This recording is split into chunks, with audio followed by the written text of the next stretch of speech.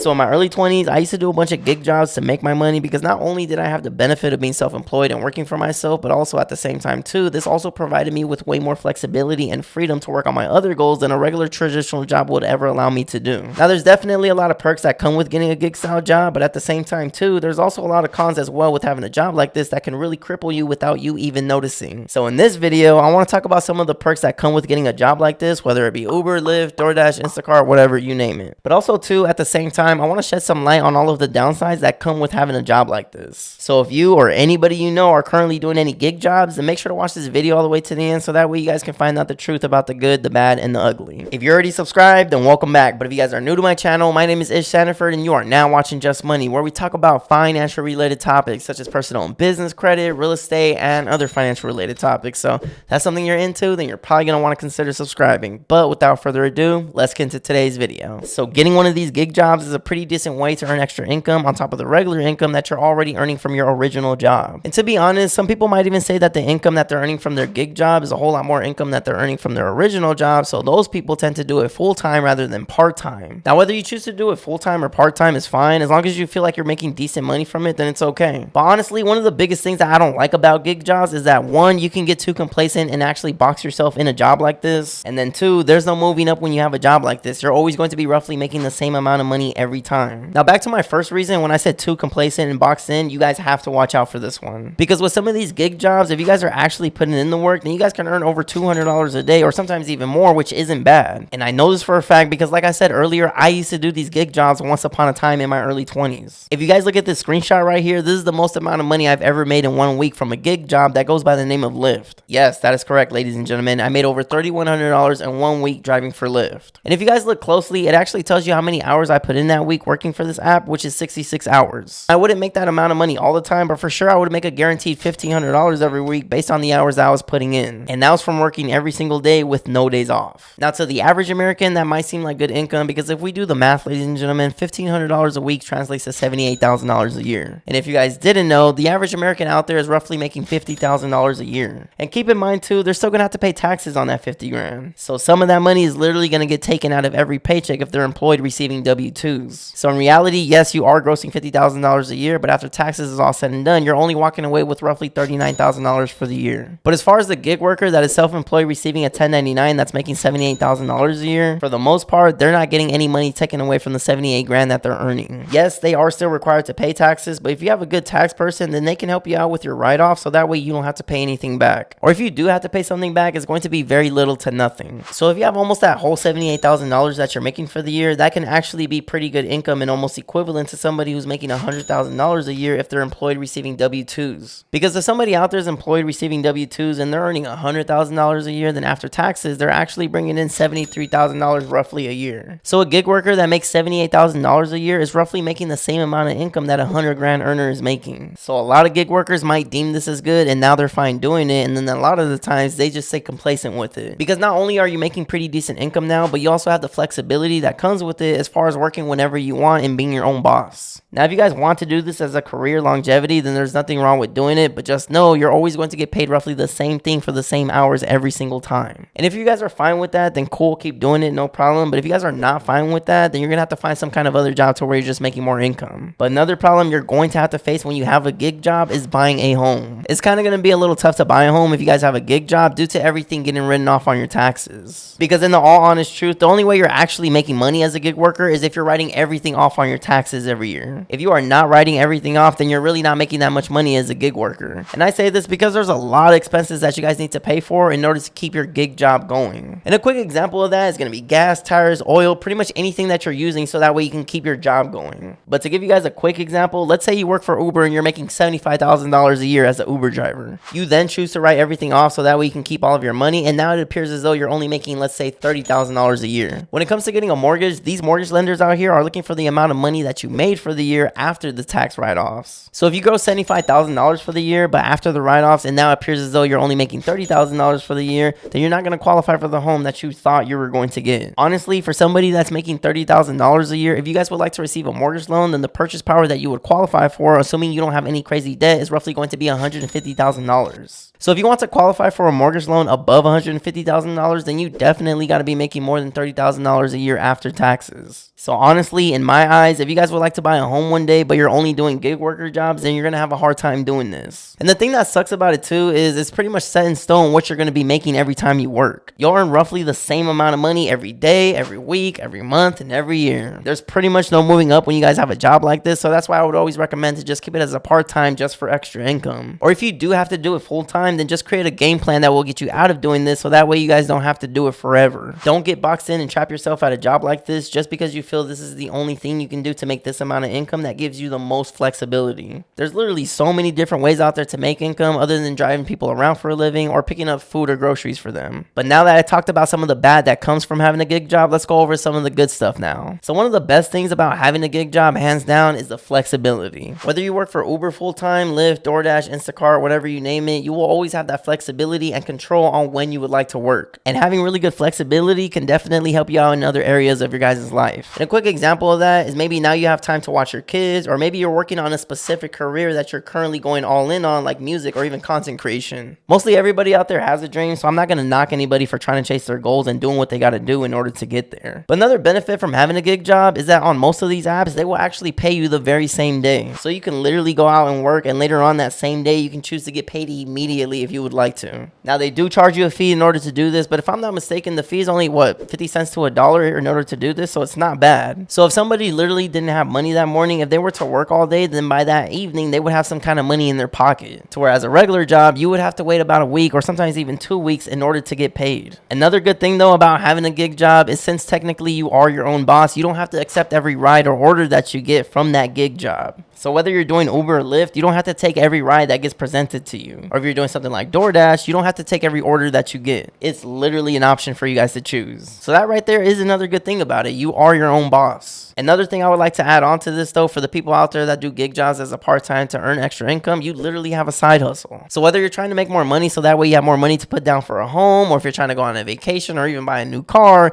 that gig job is helping you get there. Like for me personally, in my early 20s, I started out doing gig jobs as a part-time, but then I realized how much more money I was making from the gig job than my actual job. Then I decided to do it full-time. I did the gig job full-time for quite some time until I realized I wasn't going anywhere, but I still kept doing it because I had a goal of getting my real estate license so that way I could help people buy and sell residential real estate. Inevitably, I got my real estate license and started helping people buy and sell homes, and also in the midst of it too, I also got my mortgage loan originator's license, and then also too, I also started this YouTube channel, which is now my full-time job other than being a real estate agent. But I wouldn't have got here if it wasn't for that gig job. Like literally, you guys would not even be watching me right now on YouTube if it wasn't for that gig job that got me here. So if you guys have a gig job, then by all means, do what you got to do because that's personally what I believe in. But always have some kind of plan so that way you're always prospering and elevating in life. But that's going to wrap it up for today's video, guys. I just wanted to talk a bit about gig jobs and if they're actually worth doing or not. Let me know in the comments below if you guys ever worked a gig job before. I would like to know, whether it be Lyft, Uber, DoorDash, Instacart, whatever. Let me know in the comments below. I would love to know. Don't forget to get your free stock at Robinhood that could potentially be worth all the way up to $200 when you guys use my link in the description below. And also, if you guys are looking for a high yield savings account, I personally use SoFi, so that's what I recommend using. If you guys use my link in the description below, then you could potentially earn all the way up to $325 of free money, so I definitely wouldn't snooze on that while the offer's still available. And also really quick, I do offer one-on-one consultations. If you guys would like to speak to me personally, the link will always be in the description below. But if you guys want the chance to win a free 15-minute consultation from me, then all you have to do is comment the word free game in the comments below and send an email to my business email stating what you guys would like to talk about. I pick a winner every Monday. But if you guys made it to the end of the video, we are at 54,384 subscribers at the time of this recording, so I do appreciate all who watch. I do post weekly videos for those that don't know. And